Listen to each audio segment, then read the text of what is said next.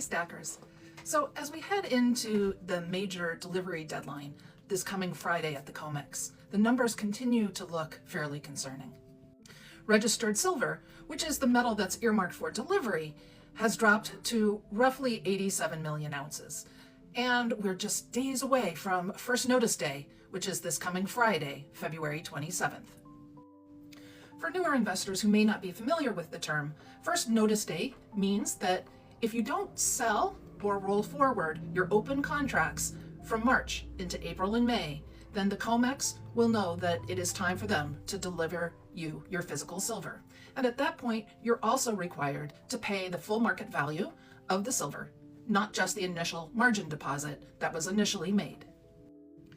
Right now, there are about 44,000 open contracts set to come due by the end of the week.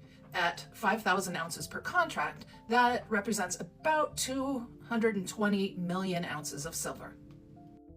To show just how tight these numbers are, if 35%, for example, of those contract holders stand for delivery, meaning that they are requesting delivery of physical silver, that would equal about 77 million ounces.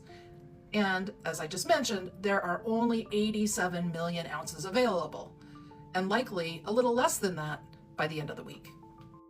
So as you can see, that doesn't leave much room for error. So will the COMEX default by the end of the week, meaning that they don't have enough silver to send to their clients? Well, mainstream analysts say that that's very unlikely. Why? Because there are still 278 million ounces of silver sitting in the eligible category. Now, eligible refers to silver that's privately owned and just stored for safety purposes in the COMEX vaults. Also, the CME group, which operates the COMEX, could raise margin requirements yet again before Friday. If that happens, traders who don't have enough capital or funds would be forced to immediately close out their open contracts. And although many traders have rolled their March contracts forward into April and May, many more may do that as well between now and Friday. Finally, while the COMEX is built to deliver physical metals, the exchange can settle contracts when the need arises in cash.